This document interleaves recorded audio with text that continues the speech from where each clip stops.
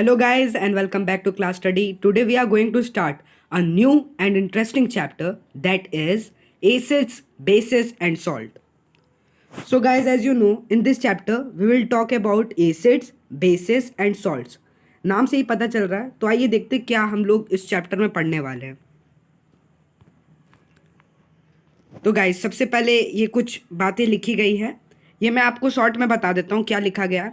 इसमें वही सारी बातें लिखी गई है कि एसिड सौर होते हैं यानी खट्टे होते हैं टेस्ट में, बेसेस बिटर होते हैं यानी कड़वे होते हैं टेस्ट में, और सॉल्ट जो कि न्यूट्रल होते हैं. ठीक, यही सारी बातें जो हम लोग काफ़ी पहले से जानते आ रहे हैं, यही सारी बातें इसमें बताई गई है.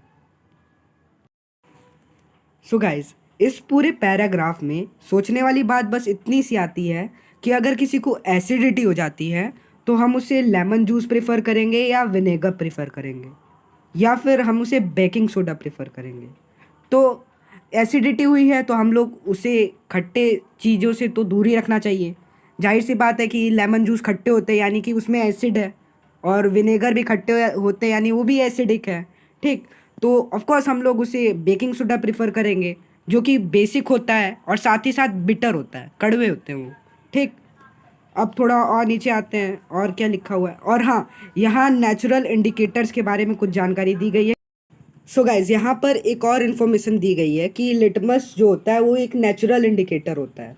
ओके, और टर्मरिक भी एक नेचुरल इंडिकेटर होता है. जैसा कि आपने कभी भी नोटिस किया होगा कि वाइट क्लोथ यानी सफ़ेद कपड़े पे जब कभी भी हल्दी का दाग रह जाता है, ठीक, तो जो सोप होता है यानी जब हम उसे सोप से ट्रीट करते हैं तो उसका कलर चेंज होकर रेडिश ब्राउन में हो जाता है. अब ऐसा क्यों होता है? तो ऐसा इसलिए होता है, जो सोप होता है ना वो बेस होता है. ठीक, और जो टर्मरिक है वो एक इंडिकेटर है, तो वो बेसिक मीडियम में अपने आप को रेडिश ब्राउन में कन्वर्ट कर लेता है. ओके, और अब हम लोग कुछ सिंथेटिक इंडिकेटर की बात करेंगे. नेचुरल मतलब होता है जो नेचर से मिलता है. ओके, सिंथेटिक मतलब होता है जो मैन मेड होता है. ठीक, जो इंसान बनाते हैं मैन मेड होता है. ओके, तो मैथिल ऑरेंज और फेनोल्फथालीन ये दो सिंथेटिक इंडिकेटर्स हैं. अब थोड़ा और डीप जानते हैं. तो फेनोल्फथालीन के बारे में इसमें मेरे ख्याल से और कुछ दिया नहीं, लेकिन मैं बता देता हूँ. फेनोल्फथालीन बेसिक मीडियम में पिंक कलर का हो जाता है. ओके, और एसिडिक मीडियम में कलरलेस रहता है. चलो, अब थोड़ा और नीचे आते हैं, देखते हैं क्या. हाँ दोस्तों, लिटमस सोल्यूशन पर्पल डाई होता है. ओके, यानी लिटमस सोल्यूशन पर्पल कलर का होता होगा बेसिकली. तो ये हमें कहाँ से मिलता है? We obtain litmus solution from lichen. देख लो दोस्तों, यहाँ पर दी गई है सारी इन्फॉर्मेशन. और क्या लिखा गया? हाँ, तो ये जो लिचन होता है ना, ये थैलोफाइटा में बिलोंग करता है, थैलोफाइटा की कैटेगरी में बिलोंग करता है. वो थोड़ा ये टी गायब हो गया है. तो दोस्तों, थैलोफाइटा अगर भूल गया हो तो 9th क्लास को याद करो, उसमें हमने काफ़ी सारे डिविजन्स के बारे में पढ़ा था. थैलोफाइटा उसी में आता है. ओके, तो चलिए और थोड़ा नीचे आते हैं. अब हम लोग बात करने वाले हैं कि लिटमस सोल्यूशन का कलर कैसा होता है. तो जब हम उसे एसिड या बेस से किसी से भी ट्रीट नहीं करते हैं तो उसका जनरल कलर पर्पल कलर होता है. ओके, यानी वो बेसिकली पर्पल कलर का दिखता है. और जब उसे एसिडिक और बेसिक मीडियम से ट्रीट करते हैं तो ये अभी बताऊंगा आप लोग को कि वो उसका कलर कैसा हो जाता है. रुकिए गाइस, तो एक और चीज़ यहाँ पे बताई गई है कि कुछ और भी नेचुरल इंडिकेटर्स होते हैं, जैसे कि red cabbage leaves, turmeric, colour petals जैसे कि हाइड्रेंजिया, यही सब. और क्या, ये सारी चीज़ें जो है ना किस चीज़ के लिए होती है? ये सारी चीज़ें होती है कि हम लोग आइडेंटिफाई कर सकें कि कौन सा सोल्यूशन एसिडिक है, कौन सा सोल्यूशन बेसिक है. ओके, तो चलिए थोड़ा और नीचे आते हैं. अब नीचे नहीं, बेसिकली दूसरा पेज खुल चुका है. तो चलिए इसको बिना टाइम वेस्ट किए जो इम्पोर्टेंट चीज़ है वही देखते हैं. तो ये एक्टिविटी तो ज़्यादा कुछ बताएगी नहीं, ज़्यादा कुछ हमें यहाँ से पता चलने वाला है. ठीक, तो वो क्या चीज़ें हैं? अगर हम दो सोल्यूशन लेते हैं, चलो खुद से ले लेते हैं, जो एक्टिविटी में लिखा है ना वो सारी चीज़ें भी इसमें कवर कर लेते हैं. चलो चलो ले लेते हैं HCl ले लेते हैं, और एक बेसिक चीज़ ले लेते हैं जो कि है NaOH. ठीक, तो इससे क्या होगा? जो रेड लिटमस पेपर होगा वो HCl की कांटेक्ट में आने के बाद कौन सा कलर शो करेगा? तो जैसा कि हम लोग जानते हैं लिटमस पेपर रेड हो जाता है एसिडिक मीडियम में. तो HCl तो ऑलरेडी एसिड है, तो इसमें कोई चेंज तो होगा नहीं। ओके, हाँ, ब्लू लिटमस पेपर रेड हो जाएगा, ठीक। और फेनोल्फथालीन की बात करें तो हमने बात करी थी कि वो कलरलेस ही रहेगा, ठीक। मेथिल ऑरेंज रेड हो जाएगा। देखो रेड क्या क्या हुआ, ब्लू लिटमस पेपर रेड हो गया एसिडिक मीडियम में, रुक जाओ एसिड लिख लेना, एसिडिक मीडियम में। रेड लिटमस पेपर में कोई चेंज नहीं आया, ब्लू लिटमस पेपर रेड हो चुका है। Phenolphthalein colourless, methyl orange red. Okay, अब हम लोग बात करने वाले हैं एक बेस की, चाहे वो KOH हो या पोटेशियम हाइड्रोक्साइड हो या सोडियम हाइड्रोक्साइड हो, ठीक। तो red solution, red litmus paper blue हो जाएगा। ओके, ये सभी हम लोग जानते हैं। और ब्लू लिटमस पेपर में कोई चेंज नहीं आएगा। फेनोल्फथालीन पिंक हो जाएगा और मेथिल ऑरेंज येलो हो जाएगा। अरे येलो हो जाएगा, ठीक। तो चलिए थोड़ा और नीचे आते हैं। तो ये जो इंडिकेटर है वो क्या बता रहे हैं, ठीक। ये बता रहे हैं कि हाँ कौन सा मीडियम एसिडिक है, कौन सा मीडियम बेसिक है।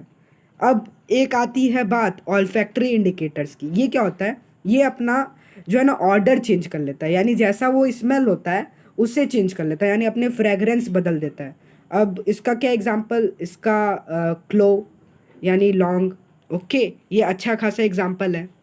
और भी होता है, वेनिला होता है, यही सब होता है। देखो यहाँ पे लिखा भी हुआ है, ठीक।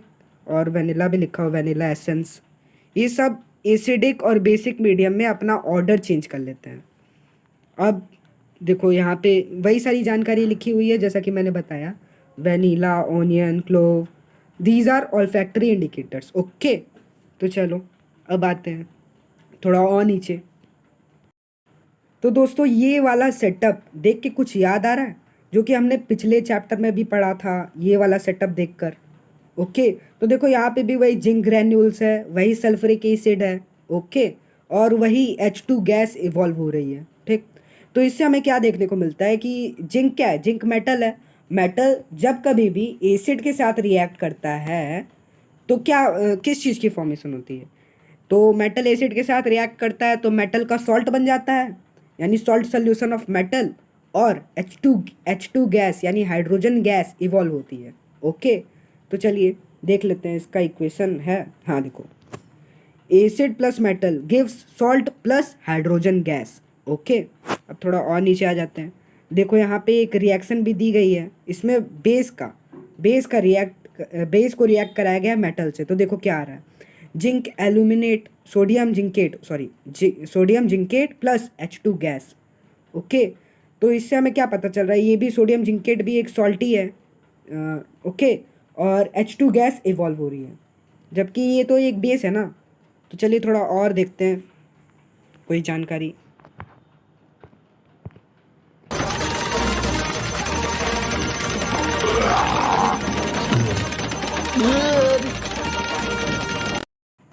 तो दोस्तों एक इन्फॉर्मेशन जो छूट गई वो ये है कि जो बेस है वो हर मेटल के साथ सेम वे में रिएक्ट नहीं करता। जैसे कि देखो यहाँ पे लिखा भी हुआ है, you find again that hydrogen gas is formed, जबकि ये तो एक बेसिक मीडियम है। ओके, और क्या लिखा गया है, however such reaction are not possible with all metals, यानी ये वाला जो रिएक्शन है ये सभी मेटल्स पे अप्लीकेबल होता नहीं है, ठीक। अब थोड़ा और नीचे आते हैं, यहाँ पे क्या कौन सा अब रिएक्शन की हम लोग बात करने वाले हैं, एसिड का रिएक्शन मेटल कार्बोनेट के साथ और मेटल हाइड्रोजन कार्बोनेट के साथ। तो आइए देखते हैं। देखो डायरेक्ट इक्वेशन पे आते हैं, तो इक्वेशन पे हम लोग एक कार्बोनेट ले रहे हैं, एक मेटल कार्बोनेट ले रहे हैं और एक मेटल हाइड्रोजन कार्बोनेट ले रहे हैं, ठीक। ये सोडियम कार्बोनेट है और ये सोडियम बाइकार्बोनेट है, ठीक। तो इन दोनों का रिएक्शन हम सेम एसिड से करा रहे हैं, इधर भी HCl इधर भी HCl। तो आइए देखते हैं प्रोडक्ट क्या आ रहा है। प्रोडक्ट सॉल्ट, न्यूट्रल सॉल्ट दोनों में, ठीक, वाटर दोनों में, CO2 गैस दोनों में इवॉल्व हो रही है।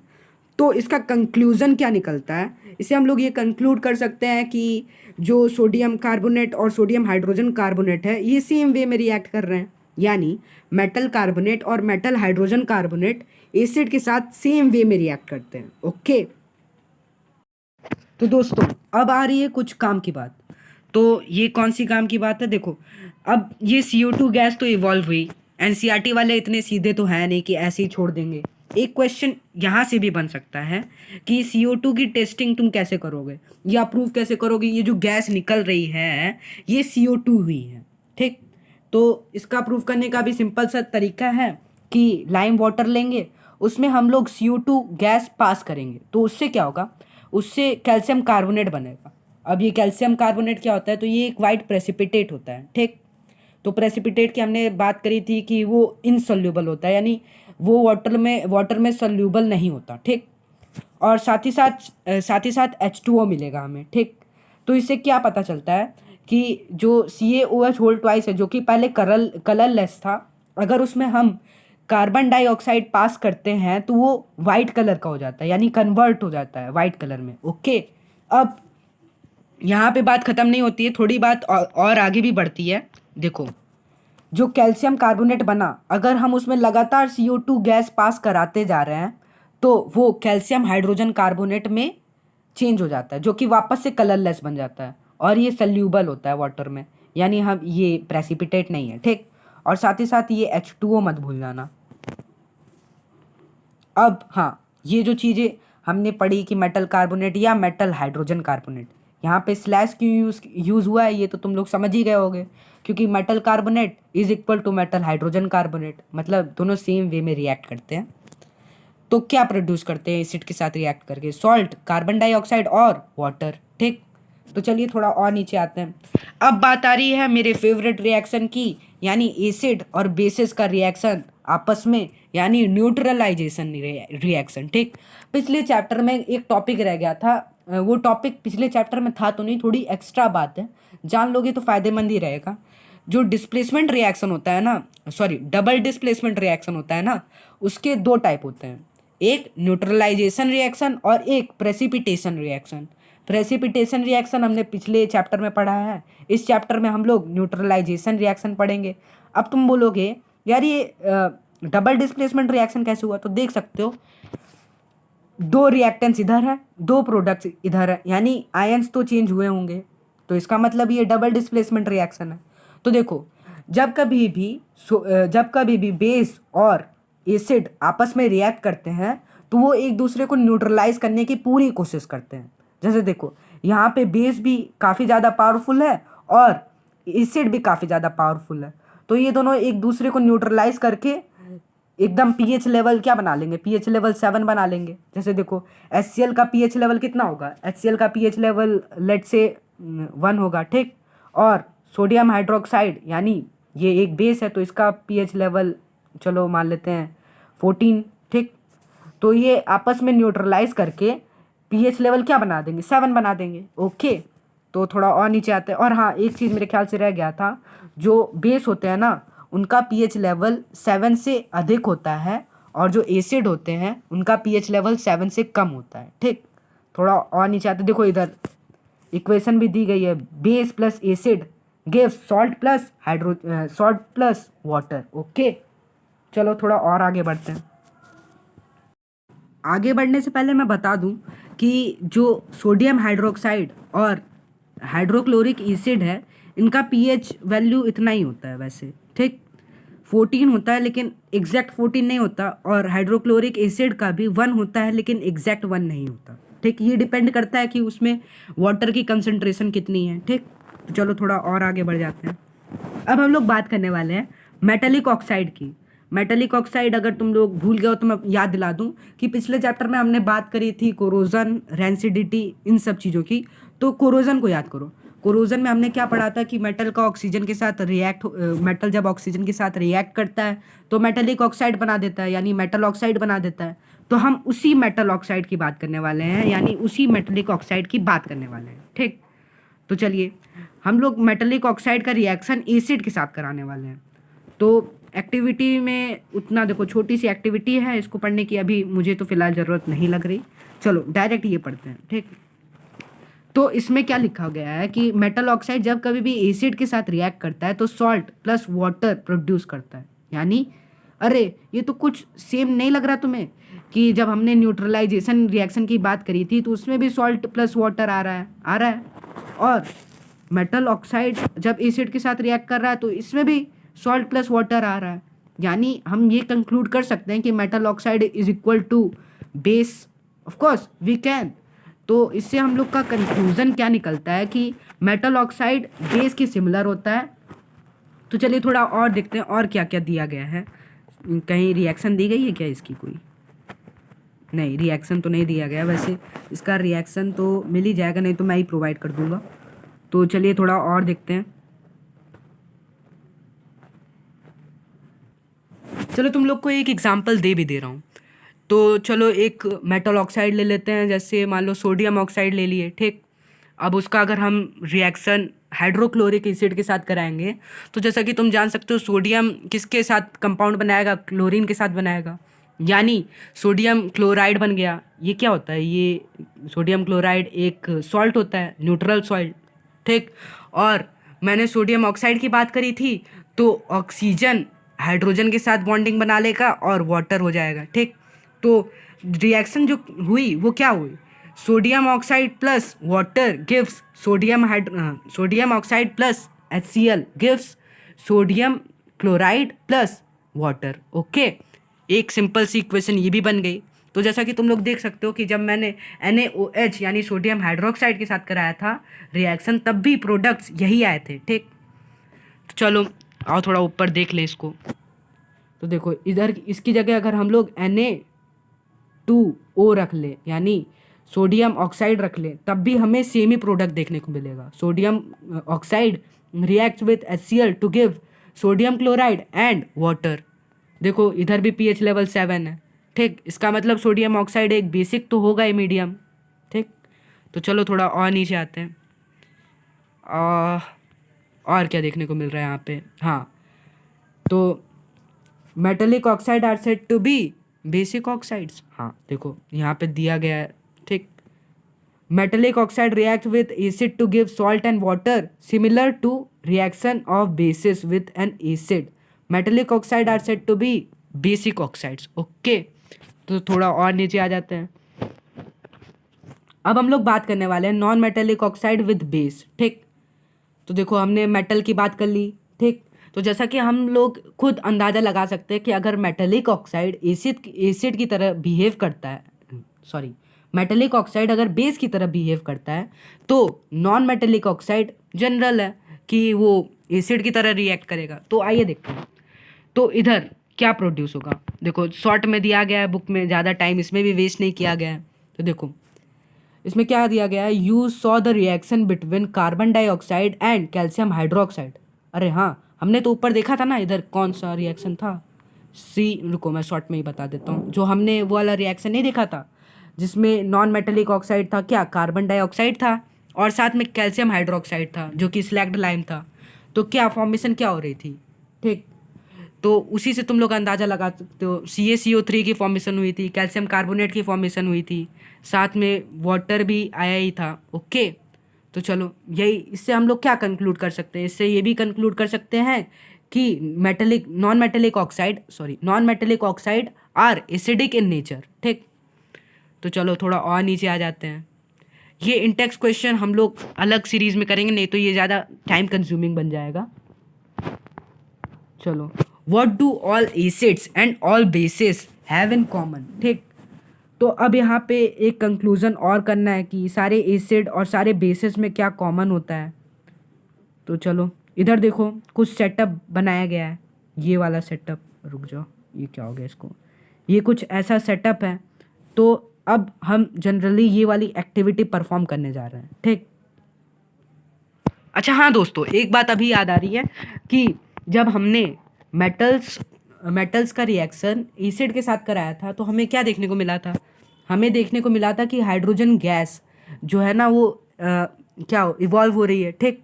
तो इसका मतलब ये कहा जा सकता है क्या कि सभी एसिड में हाइड्रोजन गैस होता है, यानी हाइड्रोनियम आयन, हाइड्रोनियम आयन तो अभी कुछ ज़्यादा आगे का बोल दिया मैंने, हाइड्रोजन प्रेजेंट होता है, ऐसा हम कंक्लूड कर सकते हैं? जी हाँ, ऑफ कोर्स कर सकते हैं। चलो पहले ये एक्टिविटी देखते हैं। तो देखो इस एक्टिविटी में ज़्यादा कुछ करना नहीं है, हमें एक एसिड लेना है और इस बार हमने एसिड लिया है हाइड्रोक्लोरिक एसिड, और साथ में एक आयरन नेल लेना है जिसको हम किससे कनेक्ट करेंगे, जिसको हम एक सर्किट से कनेक्ट करेंगे, ठीक। और उस सर्किट में एक बल्ब होगा, स्विच होगा और एक 6 वोल्ट की बैटरी लगी होगी। तो देखो इससे क्या फ़ायदा होगा इससे, और हाँ एक रबर कॉर्क भी होगा, ठीक। तो देखो अब इससे क्या फ़ायदा होगा, इससे सबसे पहले जो है ना हम लोग इसमें एक एसिड डालते हैं। तो एसिड जब हम लोग एक इसमें इस सोल्यूशन में डालेंगे, ये जो सेटअप है इसमें अगर हम एसिड का यूज़ करते हैं तो हमें एक चीज़ देखने को मिलेगी, जो ये बल्ब रहेगा वो ग्लो करेगा। अब अगर हम एसिड की जगह कुछ और लेते हैं, जैसे कि देखो बुक में क्या गिवन है, बुक में गिवन होगा ग्लूकोज और अल्कोहल ले लेते हैं, तो हमें ये जो बल्ब ग्लो हो रहा है ये ग्लो होता हुआ नहीं दिखेगा। तो इसका मतलब क्या हम ये कंक्लूड कर सकते हैं कि जो HCl है इसमें पॉजिटिव आयन होता होगा। पॉजिटिव आयन इलेक्ट्रिसिटी कंडक्ट करता है, ओके।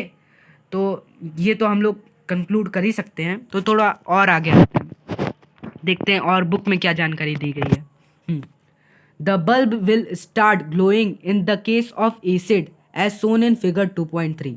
हमने फिगर देख लिया है। क्या हम ग्लूकोज और अल्कोहल के केस में क्या कह सकते हैं, जो कि इलेक्ट्रिसिटी कंडक्ट नहीं करेगा। तो ऑफकोर्स जब इलेक्ट्रिसिटी कंडक्ट नहीं करेगा तो बात ही खत्म, ठीक। अब बल्ब इंडिकेट्स कि वहाँ पे जो फ्लो ऑफ इलेक्ट्रॉन है यानी फ्लो ऑफ करंट है वो हो रहा है, ठीक।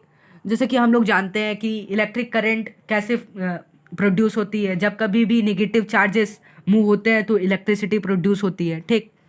तो अगर हम बात करें बेस की तो उसमें ऑलरेडी नेगेटिव चार्जेस हैं। जैसा कि हम लोग जानते हैं नेगेटिव चार्जेस दूसरे नेगेटिव चार्जेस को अट्रैक्ट नहीं करेंगे जबकि रिपेल करेंगे, ठीक। तो नेगेटिव चार्जेस किसको अट्रैक्ट करेगा, प्लस पॉजिटिव चार्ज को अट्रैक्ट करेगा, ओके। तो पॉजिटिव चार्ज हमारे एसिड के केस में होता है, ठीक। तो एसिड के केस में प्लस माइनस अट्रैक्ट हो जाएंगे, ठीक। तो इससे इलेक्ट्रिसिटी प्रोड्यूस होगी एसिड के केस में, जबकि हमें बेस के केस में ऐसा कुछ देखने को नहीं मिलेगा।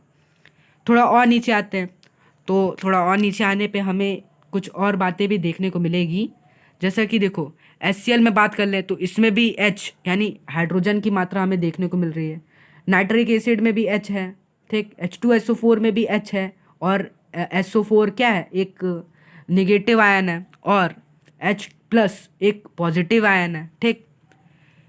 तो हमें कैटायन और एनायन देखने को मिल जा रहे हैं HCl में, ठीक। तो थोड़ा और नीचे आते हैं। अब हम ये एक्टिविटी एल्कलीज के साथ परफॉर्म करने वाले हैं, ठीक। अब इसमें कन्फ्यूज़न की कोई बात नहीं है कि अभी हम लोग तो इसमें एसिड बेसेस और सॉल्ट की बात करें, तब तक ये एल्कलीज कहाँ से आ गया। तो एल्कलीज क्या होता है, ये एल्कलीज डाइल्यूटेड बेस होता है, ठीक। जैसे कि सोडियम हाइड्रोक्साइड। अब सोडियम हाइड्रोक्साइड काफ़ी ज़्यादा रिएक्टिव होता है, ठीक। तो उसको तो हम ऐसे खुले तो रख नहीं सकते, तो हम लोग उसको जो है ना डाइल्यूट करके रखते हैं वाटर में। जिससे क्या होता है, इससे इसकी जो रिएक्टिवनेस होती है ये थोड़ी कम हो जाती है। तो दोस्तों हम लोग सोडियम हाइड्रोक्साइड की जो रिएक्टिविटी होती है उसको स्लो डाउन करने के लिए यानी उसको कम करने के लिए वाटर में उसको डिल्यूट कर देते हैं, जिससे क्या होता है उसकी जो रिएक्टिविटी होती है थोड़ी कम हो जाती है, और उस डिल्यूटेड बेस को हम लोग एल्कलीज बोलते हैं, उसको एक नया नाम दे देते हैं, ठीक। तो इसमें ज़्यादा कन्फ्यूज़न पैदा करने वाली कोई बात तो नहीं है, ठीक। तो जैसा कि हमने एक्टिविटी परफॉर्म की थी एसिड के साथ, वैसे ही हम लोग अब बेस के साथ करने वाले हैं। तो इससे हमें उसमें इलेक्ट्रिसिटी कंडक्ट होती हुई दिखाई देगी नहीं। ये जब हमें पहले से पता है तो थोड़ा और नीचे आ जाते हैं। तो अब हम लोग HCl को यानी हाइड्रोक्लोरिक एसिड को जब वाटर से रिएक्ट कराएंगे तो क्या देखने को मिलेगा, तो एक हाइड्रोनियम आयन देखने को मिलेगा और एक क्लोरीन निगेटिव आयन देखने को मिलेगा। अब इससे क्या हमें पता चलता है, तो इससे पता चलता है कि हाइड्रोक्लोरिक एसिड में एक पॉजिटिव आयन प्रेजेंट होता है और एक निगेटिव आयन प्रेजेंट होता है। लेकिन हम निगेटिव आयन पर उतना फोकस नहीं कर रहे हैं, हम जो पॉजिटिव आयन पर फोकस कर रहे हैं वो है H3O। तो H3O को तुमको याद होगा कि मैंने एक नाम दिया था हाइड्रोनियम आयन, ठीक। तो अब हम उसी हाइड्रोनियम आयन की बात करने वाले हैं। तो इससे हमें पता चलता है कि HCl यानी जितने भी एसिड होते हैं उस सब में H3O जो है ना प्रेजेंट होता है, यानी हाइड्रोनियम आयन प्रेजेंट होता है। सिमिलरली अगर उसी तरह हम बेस की बात करें तो बेस में हाइड्रोक्साइड आयन देखने को मिलता है। जैसे देखो बेस का रिएक्शन हम H2O कैटलिस्ट के साथ करा रहे हैं। इधर गौर देने वाली बात यह है कि इधर H2O कैटलिस्ट है, जबकि एसिडिक मीडियम में H2O कैटलिस्ट नहीं था। तो इसमें इस केस में आपको देखने को मिल सकता है OH निगेटिव आयन देखने को मिल रहा है, यानी हाइड्रोक्साइड आयन देखने को मिल रहा है। ठीक, ये बेसिस में हाइड्रोक्साइड आयन देखने को मिलता है और एसिड में हाइड्रोनियम आयन देखने को मिलता है। और अब बात आती है कि हाइड्रोनियम आयन बना कैसे। तो जैसा कि तुम लोग देख रहे हो यहाँ पे H2 यानी हाइड्रोजन की मात्रा दुगनी है और इधर HCl यहाँ पे सिंगल हाइड्रोजन मॉलिक्यूल है। तो जब ये दोनों रिएक्ट करेंगे तो H3 बना लेंगे, H3O बना लेंगे। ठीक, और यही होता है हाइड्रोनियम आयन। देखो इधर देखने को भी मिल रहा है, अरे देखो। ठीक, सिमिलरली हम H3O हाइड्रोनियम आयन को H+ भी शो करते हैं, यानी अगर जब कभी भी बात हो रही है H+ की, यानी जो ये वाला रिएक्शन है इसमें अगर हम H+ का यूज़ कर रहे हैं H3O की जगह, अगर इसमें हम H3O का यूज़ कर रहे हैं तो इसमें कंफ्यूज होने वाली कोई बात है नहीं। H3O और H+ आयन दोनों सेम होते हैं। ठीक, तो अगर हम H3O की जगह H+ आयन का यूज़ कर रहे हैं तो कंफ्यूज होने वाली कोई बात नहीं है। अब जैसा कि तुम लोग खुद इतना कॉमन सेंस लगा सकते हो कि HCl की जब भी हमने बात की तो उसमें H प्रेजेंट था, यानी H+ आयन तो होगा ही। और NaOH की बात की तो इसमें हमें OH देखने को मिलता था, तो OH निगेटिव आयन होगा। ठीक, देखो यहाँ NaOH जब कैटलिस्ट H2O के साथ रिएक्ट करता है यानी स्पीड अप होती है तो सोडियम आयन देखने को मिलता है और हाइड्रोनियम आयन देखने को मिलता है। अब थोड़ा और नीचे आ जाते हैं और ये भी बात ख़त्म हो गई। अब यहाँ पे बात की जा रही है कि जैसे हमने एल्कलीज की बात की थी कि वो वाटर में डिज़ोल्व किया जाता है, तो क्या जितने भी बेसेस हैं वो वाटर में डिज़ोल्व हो जाते हैं? ठीक, ये क्वेश्चन पूछा गया है। तो क्वेश्चन मैं पूछ रहा हूँ कि सारे बेसेस, तुमको क्या लगता है कि सारे बेसेस वाटर में डिज़ोल्व हो जाते होंगे? तो जाहिर सी बात है, जैसे इंसान अलग अलग होते हैं, बेसिस भी अलग अलग होते होंगे, सबकी डिमांड भी अलग अलग होती होगी। तो हम लोग किसी भी बेसिस के बारे में अपनी एक राय तो नहीं बना सकते। हाँ, तो इसका मतलब क्या कंक्लूड कर सकते हैं हम लोग कि कुछ बेसिस होते होंगे जो कि वाटर में डिज़ोल्व नहीं कर पाते होंगे। जैसा कि देखो लिखा भी हुआ है यहाँ पे, all basis do not dissolve in water. सारे बेसिस वाटर में डिज़ोल्व नहीं होते। ज़रूरी नहीं है कि सारे बेसिस वाटर में डिज़ोल्व हो जाए और एक एल्कली फॉर्म कर ले। तो देखो यहाँ पे मैंने जो एल्कली की बात की थी वो इन्फॉर्मेशन कोई गलत इन्फॉर्मेशन थी नहीं, देखो सब बुक में लिखा हुआ है। ठीक, an alkali is a base that dissolves in water. वो जो हमने बात की थी ना कि हम NaOH यानी सोडियम हाइड्रोक्साइड की रिएक्टिविटी थोड़ी कम करना चाहते हैं, उसको स्लो डाउन करना चाहते हैं। देखो उसी प्रोसेस को जो है ना, वो जो प्रोसेस हमने किया उससे हमने बेसिस को अब एक एल्कली बना दिया है। ठीक, यानी अब वो उतना ज़्यादा रिएक्टिव नहीं रहा। तो चलो थोड़ा और नीचे आ जाते हैं। तो देखो जैसा कि मैंने कहा था कि जो एसिड होता है उसमें H होता है, H+ आयन होता है, बेसिस में OH निगेटिव आयन होता है। ठीक, तो देखो और एसिड के साथ क्या क्या देखने को मिलता है, एसिड के साथ कोई एलिमेंट होगा जिसको लेट X। ठीक, कोई एलिमेंट है जिसका नाम X है। ठीक, तो वो कौन सा एसिड होगा, HX। और एक बेस ले लेते हैं, MOH। ठीक, जहाँ M जो है एक एलिमेंट है। ठीक, और यहाँ X मेटल नहीं है, ये नॉन मेटल है। और यहाँ M ये क्या है, ये एक मेटल है। ठीक, तुम लोग जान ही गए होगे अभी तक कि मेटल हम लोग पहले यूज़ करते हैं किसी भी कंपाउंड में मेटल, और नॉन मेटल का यूज़ लास्ट में करते हैं। ठीक, तो चलो वो बात दूसरी है कि CH3COOH का केस स्पेशल है, यानी एसिटिक एसिड का केस स्पेशल है। CH3COOH काफ़ी अच्छा एसिड होता है, ज़्यादा रिएक्टिव तो नहीं होता है, स्ट्रॉन्ग नहीं होता है, वीक एसिड है। नाम काफ़ी ज़्यादा स्ट्रॉन्ग है। ठीक, तो नाम पे नहीं जाना। तो देखो यहाँ पे हमें क्या देखने को मिलता है कि ये जो नॉन मेटल X है, ठीक, ये इधर आ जा रहा है, सॉल्ट बनाते हैं। ठीक, और ये जो मेटल X है ये यहाँ पे आ जा रहा है एक सॉल्ट बनाने के लिए।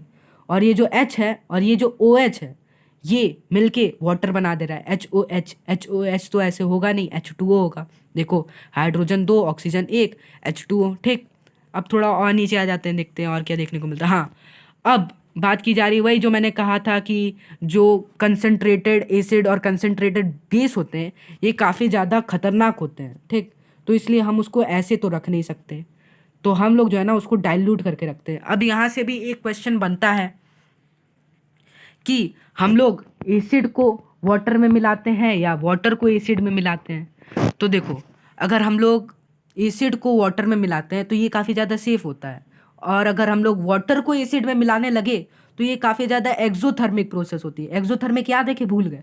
जो मैंने पिछले चैप्टर में बताया था, जिसमें काफ़ी ज़्यादा हीट प्रोड्यूस होती है। हाँ, वही एग्जिट वाला केस लेके, ठीक।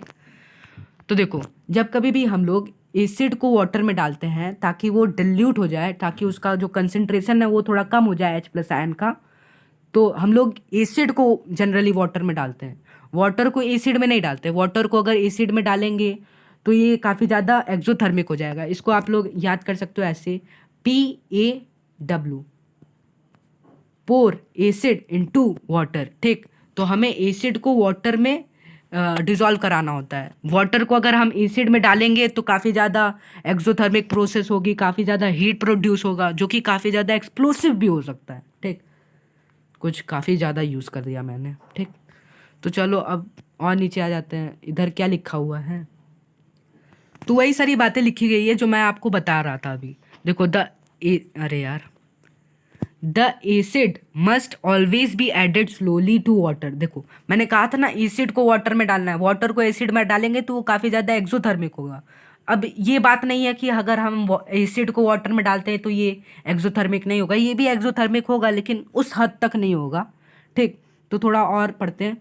देखो, हम लोग जो है ना, अगर एसिड को वाटर में डाल रहे हैं तो उसको ऐसे मिलाना पड़ता है, स्टिरिंग, जानते हो ना, मिलाते हैं उसको, ठीक। यानी एक ड्रॉप डाले तो फिर उसको मिलाना है।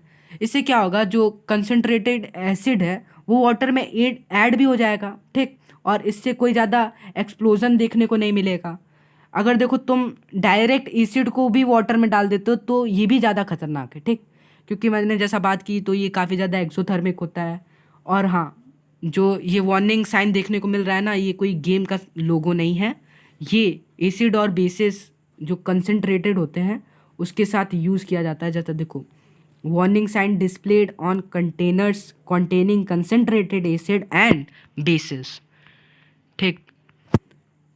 अब यहाँ पे कोई मज़ेदार बात जो रह गई हो, सच अ प्रोसेस कॉल्ड डिल्यूशन। हाँ, तो यहाँ पे जो प्रोसेस जिससे हम एसिड या कंसनट्रेटेड एसिड या कंसनट्रेटेड बेस को वाटर में डिज़ोल्व करते हैं, इसको डिल्यूशन कहा जाता है।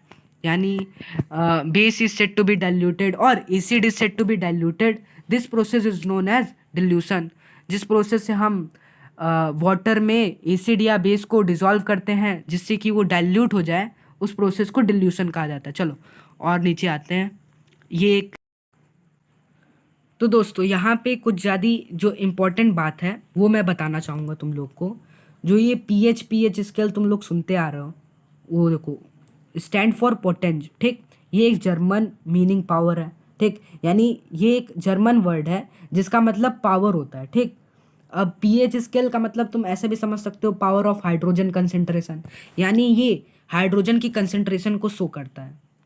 वो बात दूसरी है कि इसमें निगेटिव कंसेंट्रेशन भी आती है, जैसे कि OH, यानी OH आयन की कंसेंट्रेशन भी देखने को मिलती है। अब थोड़ा और नीचे आ जाता है, जो यूनिवर्सल इंडिकेटर है यानी पीएच स्केल, जिसकी हम लोग बात कम से कम 7th क्लास में भी किए होंगे हम लोग। हाँ, 7th क्लास में भी हमने एसिड बेसिस एंड सॉल्ट वाला कोई चैप्टर था ना, एसिड एंड बेसिस था, ठीक। उसमें हमने पीएच स्केल की भी बात की थी। तो देखो, अब वो जो बातें मैं तुमको बता रहा था, ठीक। देखो, OH कंसंट्रेशन इंक्रीज तब होगी जब पीएच की वैल्यू 7 से डिक्रीज होगी, ठीक। पीएच की वैल्यू जब 7 से डिक्रीज होगी तो, अरे सॉरी, H कंसंट्रेशन यानी हाइड्रोनियम कंसंट्रेशन इंक्रीज होगी। थोड़ा कन्फ्यूज़न मुझे भी लग रहा हो गया। तो देखो, एसिडिक मीडियम कब होगा, जब उसकी जो पीएच स्केल है उसकी वैल्यू 7 से मिनिमम होगी। और OH यानी OH निगेटिव आयन की कंसंट्रेशन अधिक कब होगी, यानी वो जो सोल्यूशन है वो बेसिक कब होगा, जब उसकी जो पीएच स्केल की वैल्यू है वो 7 से अधिक होगी, ठीक। ये सारी बातें तुम लोग पहले से भी जानते हो, ओके। अब थोड़ा और नीचे आ जाते हैं। तो यहाँ पे कुछ एक्टिविटी दी गई है, इसको तुम लोग सर्च करना, मिलेगी सारी इन्फॉर्मेशन, ठीक। तो ये सारी इन्फॉर्मेशन नोट डाउन कर लेना, जैसे कि टैप वाटर का हो गया तो इसका पीएच वैल्यू क्या होता है, तो 7.44 होता है, ठीक। इस टाइप का होता है, सब अप्रॉक्स है, ठीक। और देखो NaOH की बात की गई है, यानी सोडियम हाइड्रोक्साइड की बात की गई है। तो मैंने बोला था ना इसका 14 अप्रॉक्स होता है, 14 अप्रॉक्स पीएच वैल्यू। तो जी हाँ, इसकी 14 अप्रॉक्स पीएच वैल्यू होती है, ठीक। और HCl की 1.2 समथिंग अप्रॉक्स होता है, ठीक। अब देखो 1.2, अरे यार ये 12 लग रहा है। 1.2 की अगर मैंने बात की तो जाहिर सी बात है ये एसिडिक होगा। 14 की मैंने बात की तो जाहिर सी बात है ये बेसिक होगा, ठीक। ये सारी इन्फॉर्मेशन तुम्हें नोट डाउन करनी है, जो कि गूगल पे काफ़ी आसानी से मिल जाती है। लेमन जूस की बात करें तो ये एक एसिडिक होता है, जिसका पीएच वैल्यू मेरे ख्याल से 2.2 होता है, हाँ 2.2 होता है। तो ये एसिडिक हुआ, ठीक। ये सारी इन्फॉर्मेशन तुम्हें गूगल से इकट्ठा इकट्ठा करनी है, सब कलेक्ट करना है और इधर लिखना है।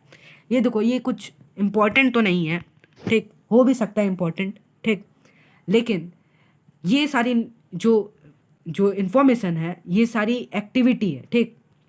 ये सारी याद रखने के लिए ज़रूरी तो नहीं है, लेकिन हाँ काफ़ी ज़्यादा इंटरेस्टिंग होता है सर्च करने में। तो चलो अब थोड़ा और आगे आ जाते हैं। देखो लेमन जूस का देखो यहाँ पे लिखा भी हुआ है 2.2, एग्जैक्ट मैंने सही बताया। सोडियम हाइड्रोक्साइड का 14, गैस्ट्रिक जूस यानी HCl जो कि हमने 6 चैप्टर में बात की है, मैंने तो नहीं की, लेकिन हाँ 1.2 होता है, ठीक। प्योर ब्लड 7.4, ठीक। मिल्क ऑफ मैग्नीसिया यानी हम लोग मैग्नीशियम हाइड्रोक्साइड की बात कर रहे हैं, जिसका पीएच वैल्यू 10 होता है, ठीक। थोड़ा और नीचे आ जाते हैं तो इधर हमें देखने को मिल रहा है कि जो ये स्ट्रेंथ ऑफ एसिड और बेस होता है ये डिपेंड करता है H+ आयन और OH आयन पे, ठीक, OH निगेटिव आयन, ठीक। तो इससे हमें क्या पता चल रहा है, जितनी H+ आयन की मात्रा जितनी अधिक होगी, जितना कंसंट्रेशन H+ आयन का ज़्यादा होगा, उतना स्ट्रॉन्ग एसिड होने वाला है। और जितना OH निगेटिव की कंसंट्रेशन ज़्यादा होगी उतना बेस स्ट्रॉन्ग होने वाला है, ठीक। ये सारी बातें रिलेट करने वाली हैं। तो अब हम लोग कुछ स्ट्रॉन्ग एसिड और स्ट्रॉन्ग बेस की बात कर लेते हैं। तो जैसा कि तुम लोग समझ ही गए होगे, स्ट्रॉन्ग बेस की बात करें तो सोडियम हाइड्रोक्साइड, स्ट्रॉन्ग एसिड की बात करें तो हाइड्रोक्लोरिक एसिड, स्ट्रॉन्ग नहीं, अब वीक एसिड की बात करें तो CH3COOH यानी एसिटिक एसिड, जो कि विनेगर में भी होता है। लेमन में ये सब एसिड जो होते हैं ये सब वीक एसिड होते हैं। नहीं तो अगर तुम ही सोचो यार, अगर लेमन में ज़्यादा कंसंट्रेशन वाला एसिड होता तो अगर हम लोग लेमन जूस पीते तो क्या हम लोग जिंदा रहते? ऑफ कोर्स नहीं रहते। तो यही सारी चीज़ें सब रिलेट करने वाली है, सब तुम्हें डेली लाइफ में देखने को मिल जाती है। अब हम लोग बात करने वाले हैं और plants and animals pH sensitive. क्या जो प्लांट्स और एनिमल होते हैं ये पीएच का इन पे कोई खास असर पड़ता है कि नहीं? तो देखो हम लोग की जो बॉडी होती है ना वो 7.0 से 7.8 के पीएच लेवल के अंदर काम करती है, यानी वर्क करती है। जो लिविंग ऑर्गेनिज्म की बात कर ले तो वो इसी पीएच लेवल के बीच में सरवाइव करते हैं, इससे ज़्यादा चेंज नहीं होना चाहिए। अब अगर हम लोग रेन वाटर की बात कर लें तो जैसा कि तुम लोग सुने होगे कि एसिड रेन, ऑफ कोर्स सुने होगे यार। तो अगर एसिड रेन क्या होता है, जब अगर वाटर में अगर पीएच वैल्यू तुम लोग देखो, जो वाटर हमें रेन से मिलता है, रेन वाटर जो होता है, अगर उसकी वैल्यू जो है ना 5.6 से कम हुई तो वो एसिड रेन की कैटेगरी में आता है। अब जो एसिड रेन होता है वो रिवर्स में जाता है, इससे क्या होता है जो एक्वेटिक लाइफ होती है उस पर काफ़ी ज़्यादा हमें असर देखने को मिलता है, काफ़ी ज़्यादा इम्पैक्ट पड़ता है एक्वेटिक लाइफ पे, ठीक। एक्वेटिक लाइफ यानी वही सिंकाई की दुनिया, अरे सिंकाई बोल रहा हूँ, जो वाटर की दुनिया है, वाटर वर्ल्ड है, इन सब पे काफ़ी ज़्यादा इम्पैक्ट देखने को मिलता है। अब थोड़ा और नीचे आते हैं, ठीक। एसिड्स इन अदर प्लैनेट, ठीक। तो जैसा कि अगर मैं बात करूं वीनस की, तो वहाँ पे जो है ना, जैसे यहाँ पे हम लोग को क्लाउड देखने को मिलता है ना इतना अच्छा अच्छा, तो वहाँ पे येलो कलर के क्लाउड रहते हैं। अब वो येलो क्यों हैं? तो जैसा कि हमने फिगर में ही देखा था, पहले चैप्टर में भी और दूसरे चैप्टर में भी, क्या अच्छा फिगर बना था ना, उसमें sulphuric acid yellow yellow colour का लग रहा था। तो वही सल्फ्यूरिक एसिड होता है जो कि येलोइश कलर का रहता है। तो अगर सोचने वाली बात ये है कि क्या वहाँ पे लाइफ एग्जिस्ट करेगी, तो मेरे हिसाब से तो नहीं करनी चाहिए, क्योंकि देखो एसिडिक मीडियम जो है ना काफ़ी ज़्यादा, हम लोग पहले ही बात कर चुके हैं, 7.0 से लेके 7.8 तक हम लोग की बॉडी वर्क करती है, तो हम लोग की लाइफ वहाँ पे तो एग्जिस्ट नहीं कर पाएगी। वो बात दूसरी कि हो सकता है कि कुछ लाइफ होती हो जो कि उस मीडियम में भी सर्वाइव कर जाए, तो वो दूसरी बात है। ठीक, अब हम लोग बात करने वाले हैं जो सॉइल में पीएच लेवल क्या होता है। ठीक, तो ये भी एक एक्टिविटी है जो तुम्हें सर्च करना पड़ेगा गूगल से। देखो कुछ कुछ जो है ना, जैसे कुछ कुछ सॉइल होते हैं तो उसमें जो है ना एसिड की कंसंट्रेशन ज़्यादा हो जाती है। तो जो फार्मर्स होते हैं वो क्या करते हैं, उसको जो है ना न्यूट्रलाइज करने की कोशिश करते हैं, ताकि वो जो है ना कुछ जो उगाना है उन्हें प्लांट्स वो सब उगा सके। ठीक, तो कुछ कुछ एसिड की कंसंट्रेशन ज़्यादा हो जाती है सॉइल में, ये बातें भी हमने कर ली। अब यहाँ पे एक और एक्टिविटी आती है, तो चलो इसको एक्टिविटी तो सीरीज में ही कंप्लीट करेंगे। अब हम लोग बात करने वाले हैं हम लोग के जो डाइजेस्टिव सिस्टम में भी एसिड होता है। ये चौंकाने वाली बात तो नहीं लगनी चाहिए, क्योंकि मुझे लग रहा है कि तुमने अभी तक फर्स्ट चैप्टर कंप्लीट कर लिया होगा बायो का। अगर नहीं किया तो अभी जान लो कि हम लोग के जो स्टमक में होता है ना, स्टमक में हाइड्रोक्लोरिक एसिड प्रेजेंट होता है। अब तुम लोग सोच रहे होगे यार तब ये हम लोग की स्टमक को नुकसान क्यों नहीं पहुंचाता, क्योंकि हम लोग के स्टमक में जो है ना म्यूकस भी प्रेजेंट होता है। तो म्यूकस जो है ना इनर लाइनिंग्स को प्रिवेंट करता है फ्रॉम डैमेजिंग, जो कि डैमेज ना हो हम लोग का स्टमक। तो डैमेजिंग से प्रिवेंट करता है कौन, म्यूकस। ठीक, अब हम लोग के पेट में यानी स्टमक में HCl का क्या रोल है, यानी हम लोग के पेट में हाइड्रोक्लोरिक एसिड है ही क्यों, क्यों है इसकी ज़रूरत। तो इसका भी सीधा साधा एग्जाम्पल नहीं, मतलब सीधा साधा जवाब ये है कि हम लोग के पेट में जो है ना पेप्सिनोजेन होता है। ये क्या होता है, ये एक इनएक्टिव चीज़ होती है, जो कि अभी इतना समझ जाओ, एक इनएक्टिव चीज़ होती है, एक इनएक्टिव सब्सटेंस होता है जो कि प्रोटीन डाइजेस्ट करता है। तो जब तक वो पेप्सिनोजेन है तो वो इनएक्टिव है, तो उसको एक्टिव करने के लिए एक एसिडिक मीडियम चाहिए जो कि हाइड्रोक्लोरिक एसिड प्रोवाइड करता है। बस इतना रोल है। ठीक, और भी दो तीन रोल आते हैं, जैसे हम लोग के फूड में काफ़ी ज़्यादा इंसेक्ट की मात्रा अगर बढ़ जाती है तो हाइड्रोक्लोरिक एसिड उन उन इंसेक्ट्स को ख़त्म कर देता है। ये सारी बातें हो गई। ठीक, अब हम लोग एसिडिटी की बात करने वाले हैं। जैसे देखो हम लोग के पेट में तो ऑलरेडी एसिड्स होते हैं। ठीक, अब सपोज करो कि हमने कुछ ऐसा चीज़ खा लिया जिसमें भी एसिड प्रेजेंट है। ठीक, उससे क्या होगा कि जो हम लोग के पेट में अनवांटेड एसिड की कॉन्सेंट्रेशन बढ़ जाएगी, यानी जो हम चाहते भी नहीं हैं उतना कॉन्सेंट्रेशन बढ़ जाएगा एसिड का, जिससे हमारे पेट में पेन होने लगेगा, हमारे स्टमक में पेन होने लगेगा। तो अब इस पेन से रिलीफ पाने के लिए हम एंटासिड का प्रयोग करते हैं, जैसे कि मिल्क ऑफ मैग्नीसिया यानी मैग्नीशियम हाइड्रोक्साइड। ठीक, तो चलो ये सारी बातें तुम लोग जानते हो। और हाँ, इनो इनो ये सब चीज़ें। अब कुछ ज़्यादा हो गया। ठीक,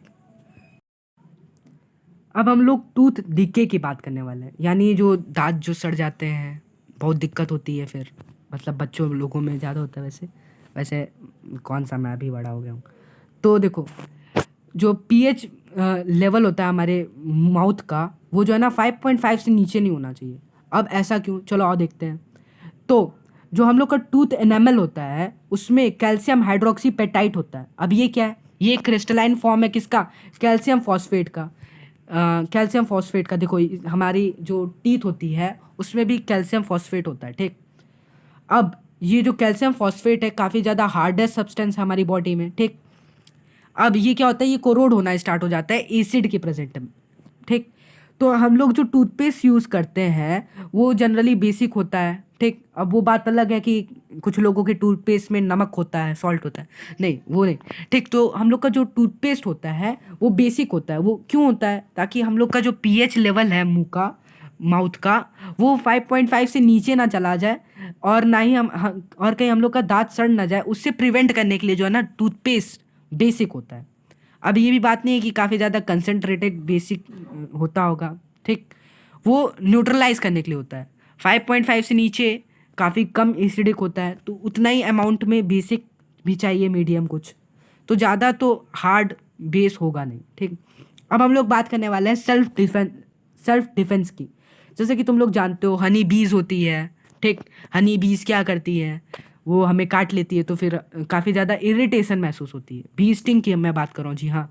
तो वो इरिटेशन क्या होता है, वो लोग जो है ना हम लोग की बॉडी में कुछ लोग होते हैं, मतलब कुछ एनिमल्स होते हैं, वो बेस एसिडिक मीडियम हम लोग के बॉडी में छोड़ देते हैं। ठीक, जिससे हमें रिलीफ पाना होता है, नहीं तो हमें काफ़ी ज़्यादा इरिटेशन देखने को मिलती है।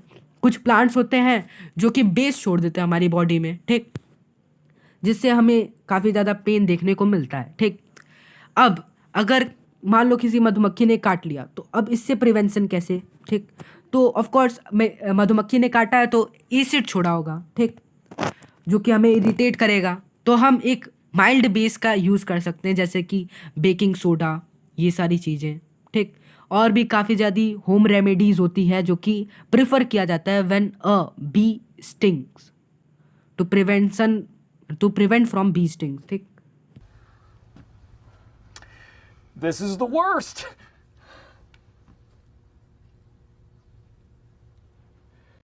वो क्या है ना, लगातार बोलने की वजह से थोड़ा बहुत होता है ऐसा। चलो, तो जो बी हमें यानी मधुमक्खी यानी हनी बी जब हमें स्टिंग यानी काट लेती है तो क्या होता है, हमें जहाँ पे भी वो काटती है वो मेथेनोइक एसिड, ये एक एसिड होता है जो कि उसकी स्टिंगिंग हेयर में प्रेजेंट होता है, ठीक। अरे नहीं, ये तो मैंने लीव्स की बात कर दी, ठीक।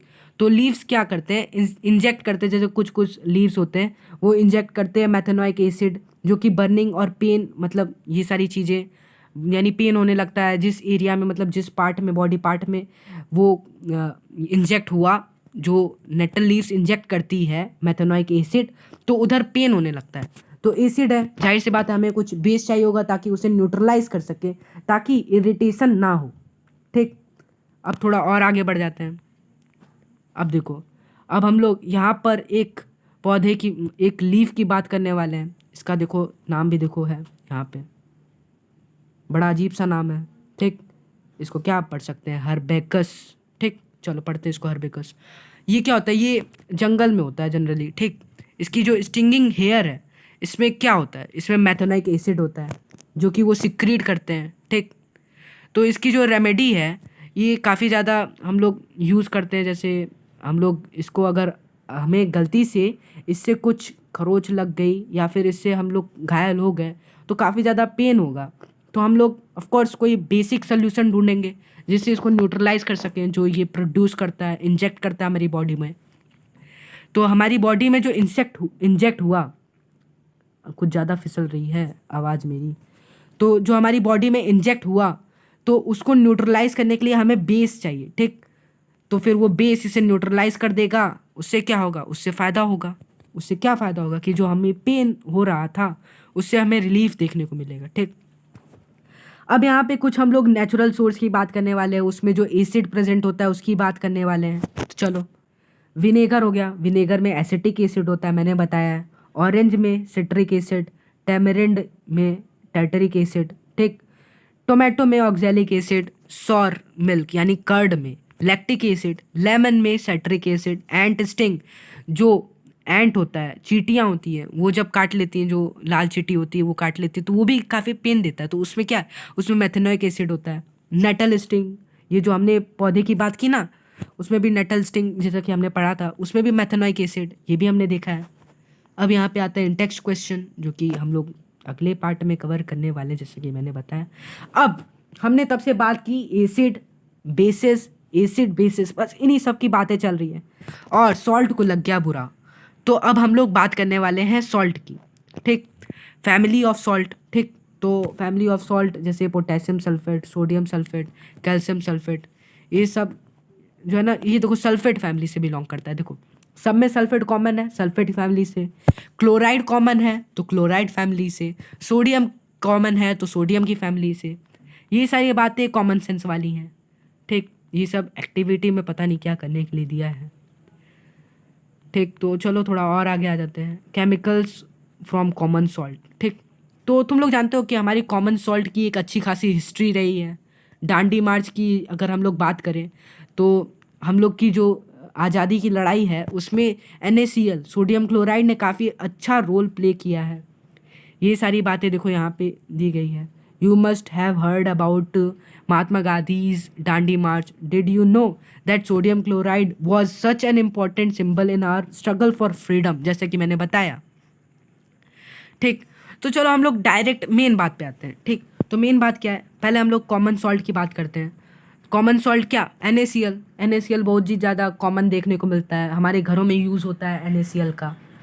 तो ठीक है चलो, NaCl कब प्रोड्यूस होता है, जब हम sodium hydroxide, baking soda, washing soda, bleaching powder और इन सब चीज़ों को जैसे कि हम डेली लाइफ में यूज़ करते हैं, उसमें से अगर हम सोडियम हाइड्रोक्साइड और हाइड्रोक्लोरिक एसिड का अगर आपस में रिएक्शन कराएं तो हमें सोडियम क्लोराइड देखने को मिलता है। जैसे कि हम लोग अपनी डेली लाइफ में सोडियम हाइड्रोक्साइड यूज़ करते हैं सोप के फॉर्म में, baking soda, washing soda, bleaching powder, ये सब चीज़ें यूज़ करते हैं। अब हम लोग इन्हीं सब चीज़ों के बारे में पढ़ने वाले हैं, ठीक। तो चलो बिना कुछ टाइम वेस्ट किए पढ़ते हैं। सबसे पहले सोडियम हाइड्रोक्साइड के बारे में पढ़ेंगे, ठीक। तो सोडियम हाइड्रोक्साइड कैसे बनता है, तो चलो सोडियम हाइड्रोक्साइड है, पहले नाम से पढ़ते हैं NaOH। तो हमें क्या क्या देखने को मिल रहा है, इसमें OH होगा, यानी निगेटिव आयन होना चाहिए OH, तो यानी वाटर से हम लोग रिएक्शन कराएंगे। और Na देखने को मिल रहा है, तो Na देखने को मिल रहा है तो हम लोग कॉमन सॉल्ट यानी NaCl से रिएक्शन कराएंगे। तो देखो NaCl का रिएक्शन जब हम लोग H2O से कराते हैं तो हमें एक बेस NaOH देखने को मिलता है, क्लोरीन देखने को मिलता है और H2 गैस देखने को मिलता है। अब NaOH एक एल्कली है, क्लोरीन एक गैस है और H2 भी एक गैस है, ठीक। ये जो प्रोसेस है, अगर मैं रॉन्ग नहीं हूँ तो इस प्रोसेस का नाम, एक और नाम है इस प्रोसेस का, क्लोर एल्कली प्रोसेस। ये क्यों, क्योंकि इसमें क्लोरीन इवॉल्व हो रहा है, क्लोरीन गैस इवॉल्व हो रही है और NaOH यानी सोडियम हाइड्रोक्साइड एल्कली की फॉर्मेशन हो रही है। तो क्लोर एल्कली प्रोसेस इसको कहा जाता है। इसका एक डायग्राम भी होगा, हाँ देखो दिया है ना ये डायग्राम, ये क्लोर एल्कली प्रोसेस है, ठीक। देखो अब थोड़ा और नीचे आते हैं। अब हम लोग बात करने वाले हैं बेकिंग पाउडर, ब्लीचिंग पाउडर की, सॉरी, जो कि होता है CaOCl2, ठीक। अब इसकी फॉर्मेशन Ca यानी कैल्शियम, तो हम लोग कैल्शियम हाइड्रोक्साइड ले लेते हैं, इसका रिएक्शन कराएंगे। Cl2 है, क्लोरीन है, तो हम लोग क्लोरीन से रिएक्शन करा देते हैं। तो देखो इससे क्या हमें फॉर्म होता है, CaOCl2 यानी कैल्शियम ऑक्सीक्लोराइड यानी ब्लीचिंग पाउडर और वाटर देखने को मिल जाता है H2O। अब थोड़ा और नीचे आ जाते हैं, अब ब्लीचिंग पाउडर के यूज़ के बारे में जानते हैं। तो bleaching cotton and linen in the textile industry for bleaching wood pulp in factories and bleaching washed clothes in laundry. तो ब्लीचिंग पाउडर का यूज़ जो है ना, वॉश्ड क्लोथ को ब्लीच करने के लिए होता है, ठीक। और किस किस चीज़ के लिए होता है, और टेक्सटाइल इंडस्ट्री में इसका अच्छा खासा यूज़ होता है। अब मैंने बात की CaOCl2 की, तो ये काफ़ी ज़्यादा अच्छा ऑक्सीडाइजिंग एजेंट है, यानी जल्दी से ऑक्सीडाइज कर लेता है, ठीक। काफ़ी ज़्यादा ऑक्सीडाइजिंग एजेंट होता है ये, ठीक। और जो ड्रिंकिंग वाटर है इसको जम से फ्री करने के लिए हम CaOCl2 कैल्शियम ऑक्सीक्लोराइड या ब्लीचिंग पाउडर का यूज़ करते हैं। अब थोड़ा और नीचे आते हैं, अब हम लोग बात करने वाले हैं बेकिंग सोडा की। तो बेकिंग सोडा की फॉर्मेशन के लिए देखो, बेकिंग सोडा क्या होता है, सोडियम हाइड्रोजन कार्बोनेट, ठीक। तो देखो हमें क्या क्या चाहिए होगा, सोडियम चाहिए होगा, ठीक, हाइड्रोजन चाहिए होगा, कार्बोनेट चाहिए होगा, ठीक।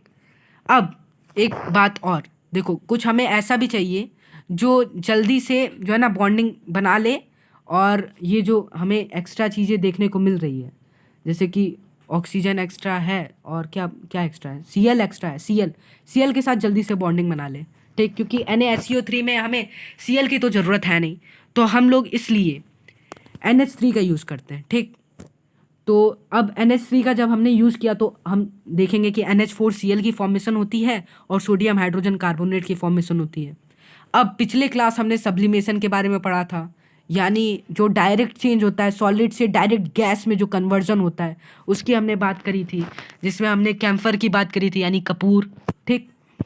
तो ये वही है, ठीक। ये सब्लिमेशन का एक अच्छा खासा एग्जाम्पल है NH4Cl, सॉरी, हाँ। तो ये सब्लिमेशन का शिकार बन जाता है और रह जाता है केवल सोडियम हाइड्रोजन कार्बोनेट। तो थोड़ा और नीचे आ जाते हैं, अब बात करते हैं कि ये जो सोडियम हाइड्रोजन कार्बोनेट है ये कैसे काम करता है, ठीक। तो जो सोडियम हाइड्रोजन कार्बोनेट है इसको हम लोग केक में यूज़ करते हैं, जैसा कि तुमने नाम से पढ़ा होगा, baking soda. Baking soda cake में यूज़ होता है। अब ये कैसे यूज़ होता है, चलो देखते हैं। तो NaSCO3 है, जब हम इसको हीट करते हैं, हीट यहाँ कैटलिस्ट है, कैटलिस्ट याद रख लेना क्या होता है, मैंने पिछले चैप्टर में बताया था, फिर से बता दे रहा हूँ। कैटलिस्ट वो होता है जो कि रिएक्शन की स्पीड को इंक्रीज कर देता है बिना यूटिलाइज हुए, ठीक। तो देखो NaSCO3 को जब हम बर्न करना स्टार्ट करते हैं हीट में, मतलब हीट की प्रेजेंस में, यानी ये एक एंडोथर्मिक प्रोसेस है, तो इससे हमें क्या देखने को मिलता है, ये Na2CO3 फॉर्म कर देता है, यानी सोडियम कार्बोनेट फॉर्म कर देता है, H2O फॉर्म कर देता है, ठीक, और CO2 फॉर्म कर देता है। अब CO2 का यहाँ पे एक अच्छा खासा रोल है। तो CO2 क्या करता है, ये पोर्स में जो है ना, पोर्स में जाता है और वो पोर्स को जो है ना थोड़ा फुला देता है, तो जिससे हम लोग का केक जो है ना काफ़ी स्पंजी देखने को मिलता है, ठीक।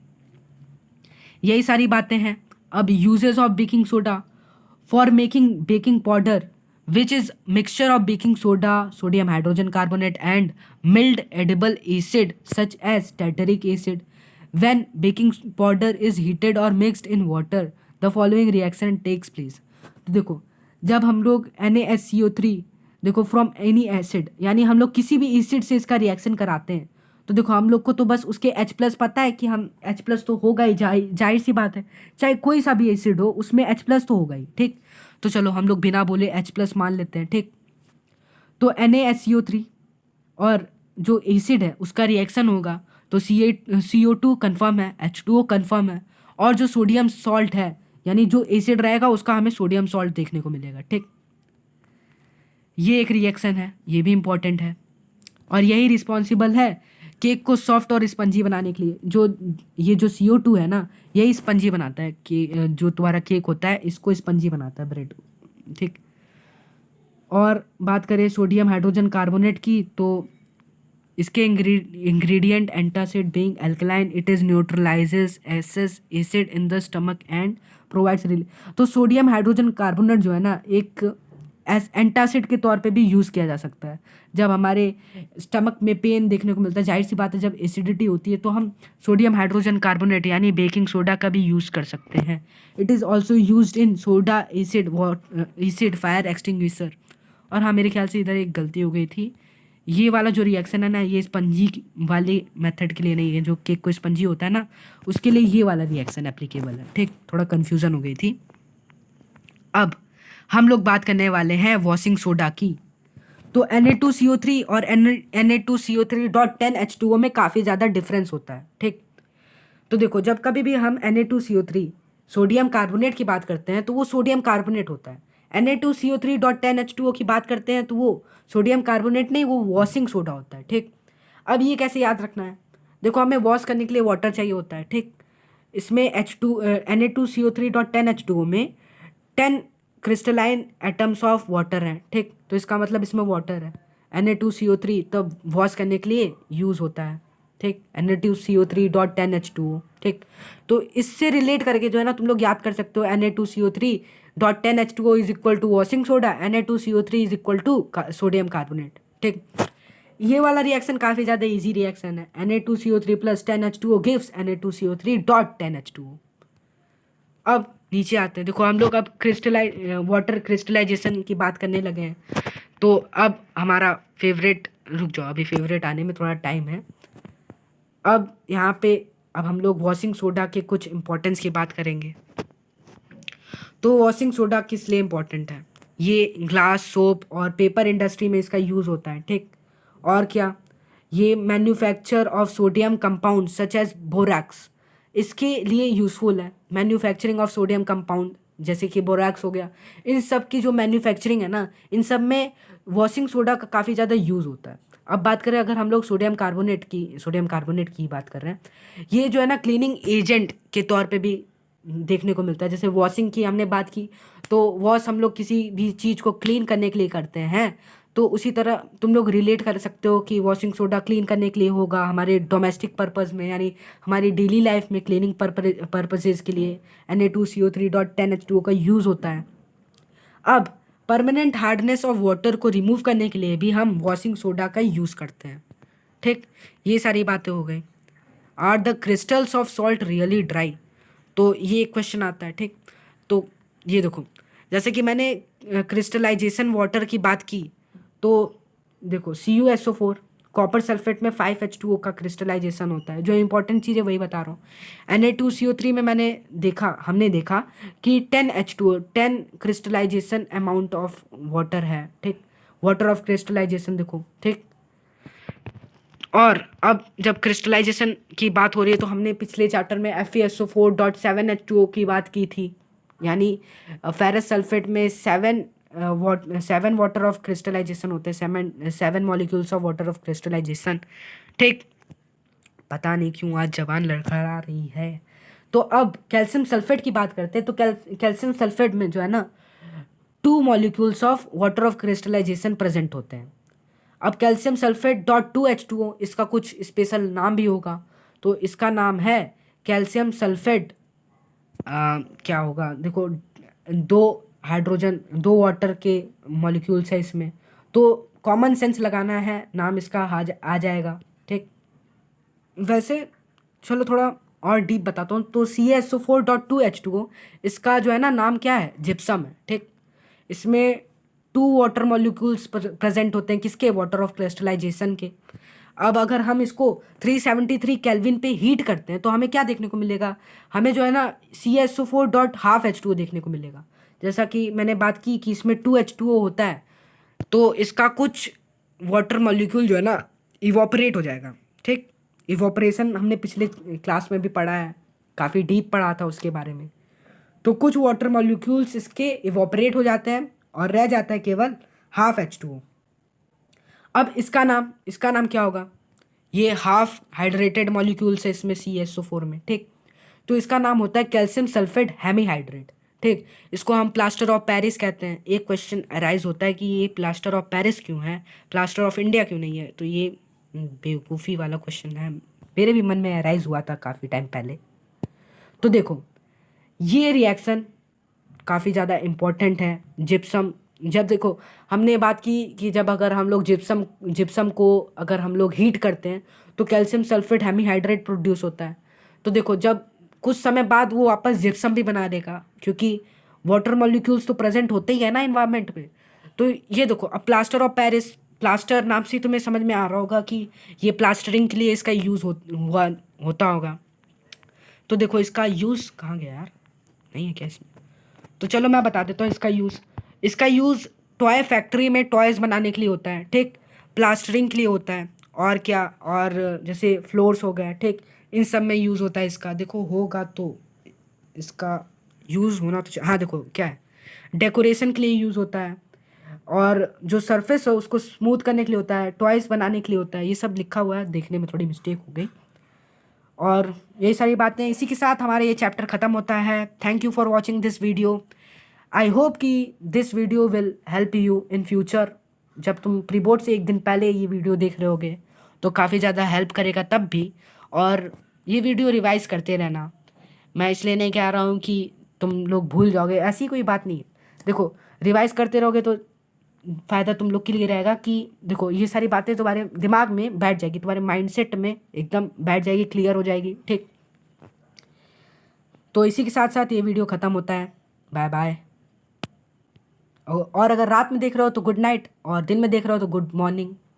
वैसे दिन में कौन देख रहा होगा, रात ही में देख रहे होगे। Okay bye. इसी के साथ ये वीडियो लेक्चर भी ख़त्म होता है। We will meet in next one, तब तक के लिए बाय बाय। देखें और कुछ रह गया, हाँ, तो जो लोग घबरा रहे हैं कि जो एक्सरसाइजेज है इनका क्या होगा, तो इनके लिए मैं वीडियो ज़रूर बनाऊंगा। एक्सरसाइजेज उसमें स्पेशली कवर किए जाएंगे, जैसा कि मैं पिछले वीडियो में भी मैंने बताया था कि ये एक स्पेशली डेडिकेटेड वीडियो है, और ये भी एक स्पेशली डेडिकेटेड वीडियो है on acid, bases and salts. ठीक, thank you and have a nice day, bye. I'm out of here.